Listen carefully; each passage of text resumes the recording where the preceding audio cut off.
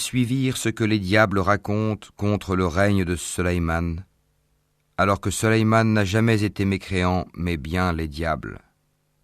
Ils enseignent aux gens la magie, ainsi que ce qui est descendu aux deux anges, Harut et Marut, à Babylone.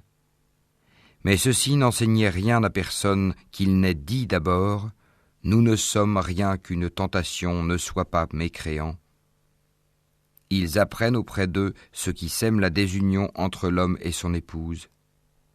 Or, ils ne sont capables de nuire à personne qu'avec la permission d'Allah, et les gens apprennent ce qui leur nuit et ne leur est pas profitable.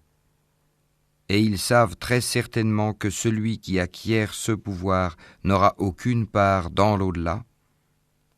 Certes, quelle détestable marchandise pour laquelle ils ont vendu leurs âmes, si seulement ils savaient. Bonjour, bienvenue, je suis ravi de vous retrouver. Et donc aujourd'hui, nous allons parler de certaines choses. Alors tout d'abord, je tiens à saluer et à dire bonjour à tous ceux qui m'ont aidé jusque-là, ils se reconnaîtront. Je tiens à dire merci, un grand bravo à tous ceux qui, bien que recevant très peu de lumière, arrivent malgré tout à dépenser leur énergie dans leur propre verbe. Voilà, donc je voulais remercier tout le monde. Voilà, tout ça, tout ce qui est fait, c'est comme ça a été fait, c'est comme ça, qu'est-ce que vous voulez qu'on fasse? On peut rien faire de plus. Donc bravo à vous tous, bien joué. Maintenant, je voudrais spécifier plusieurs choses. Aux petits malins qui veulent rire dans le sacré, je les invite à prendre la porte, car on ne rigole pas dans le sacré. Le sacré est tenu par un verbe millénaire. On ne rigole pas dans le sacré. Donc tous ceux qui veulent m'inviter à rigoler dans le sacré, je les enjoins de prendre la porte et de s'éloigner de moi. Première chose. Deuxième chose. Arrêtez de parler de Satan. Vous ne savez pas de quoi vous parlez. Le monde invisible peut être découpé en deux parties. Les esprits fixes, les esprits subtils.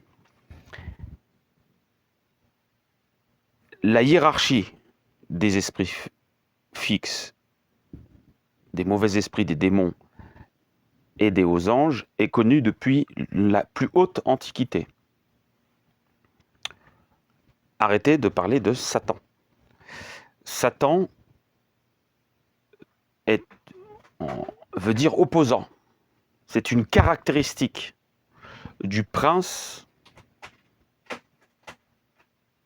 des démons, du chef, de l'exarque des démons. Arrêtez de l'appeler Satan. Il n'est pas Satan. C'est une de ses caractéristiques. Car en l'appelant Satan, vous atteignez un plafond et vous n'allez pas plus haut. Vous vous arrêtez à sa caractéristique, qui est l'opposant. J'en dirai pas plus. Son nom, le nom de l'exarque des démons, est Bélial. Voilà comment il s'appelle. Son fils est Abécétibod. Alors ne dites pas non plus le diable, parce que là c'est encore plus... voilà. Donc il y a eu des erreurs qui se sont glissées dans les religions et les spiritualités, placées sous l'ordre d'Adam, au fur et à mesure que l'humanité avançait dans la sixième humanité, dans le cycle yévatique que nous traversons et qui arrive à sa fin. De nombreuses erreurs se sont glissées au travers des traditions. Et ces erreurs ne permettent pas une circulation de l'âme appropriée. Donc, cette précision est faite. Je passerai au troisième volet. Bélial a toujours été l'ennemi des fils de la lumière. L'ange qui le place en échec est Michael. Le dominant angélique qui le place en échec est Michael. Dominant angélique est précis, et ce n'est pas pour rien. Un ange, les anges, c'est la hiérarchie, c'est le nom qu'on a donné de la hiérarchie des anges qui gouvernent les hommes. Les archanges, ce sont les animaux, ai-je besoin de le rappeler? Les principautés, c'est le climat, etc., etc. Donc les anges regroupent, c'est un groupe. Et après, il faut rentrer dans une précision. Donc, dans les anges, il y a ce qu'on appelle les dominants angéliques. Et le dominant angélique qui met en échec Bélial est donc Michael. Bélial est placé sous le pouvoir du neuf, du soleil. C'est à cette planète qu'il est soumis. Bélial aujourd'hui connaît une certaine difficulté. Je vous rappelle qu'Azazel et les 200, ils ont voulu placer Bélial au-dessus des hommes. Après le déluge, il y a une énorme difficulté, car le gardien de la flamme vient de redresser.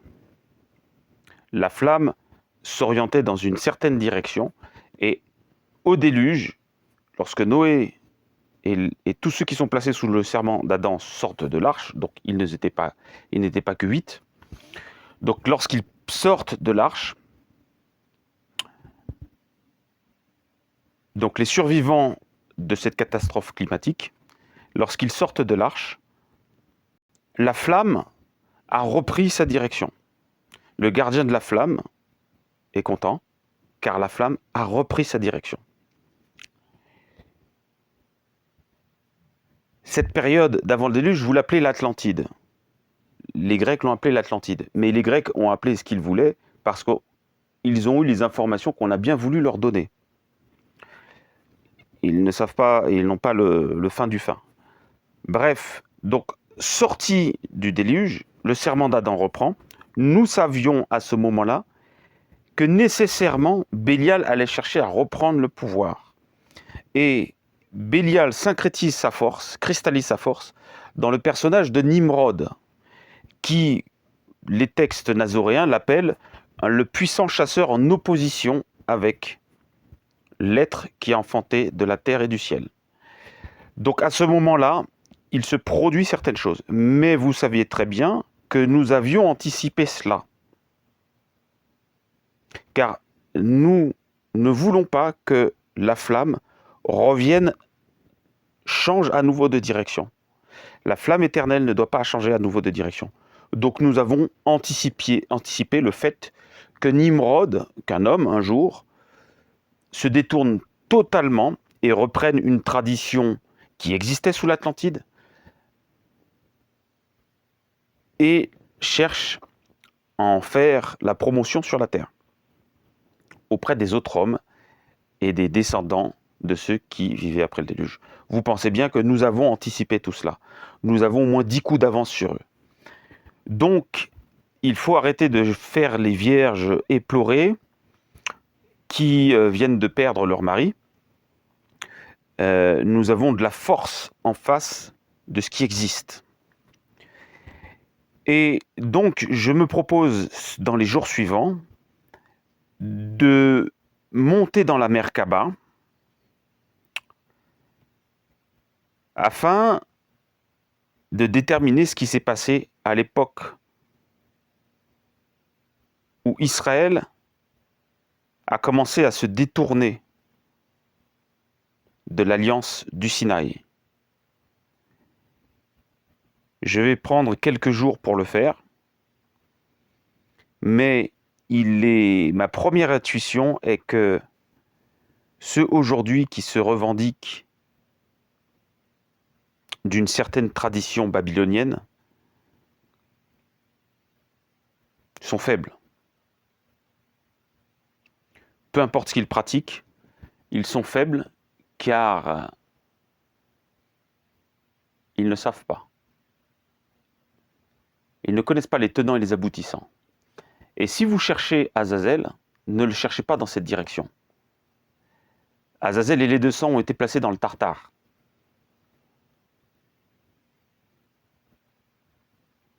Ils sont beaucoup plus subtils que vous le pensez. Ne les cherchez pas là, vous ne les trouverez pas. Moi, j'ai ma petite idée. Après, Azazel, je pense, a plus peur de moi que j'ai peur de lui. Peut-être qu'un jour, je lui enverrai un message personnel. À lui et aux 200, enfin, aux 32. Mais il n'en demeure pas moins qu'aujourd'hui, vous vous trompez complètement. Donc, arrêtez de rire, ajoutez de la précision, et je le dis et je le répète, je ne veux plus voir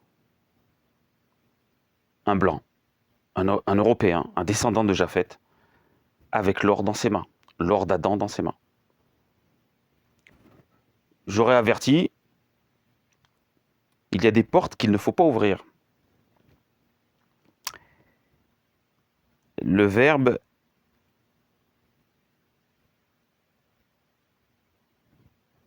on ne rigole pas avec. Il faut faire attention aux portes qu'on ouvre. Je vous remercie de m'avoir écouté et je vous dis à bientôt. Et ils suivirent ce que les diables racontent contre le règne de Soleïman, alors que Soleïman n'a jamais été mécréant, mais bien les diables. Ils enseignent aux gens la magie, ainsi que ce qui est descendu aux 2 anges, Harut et Marut, à Babylone.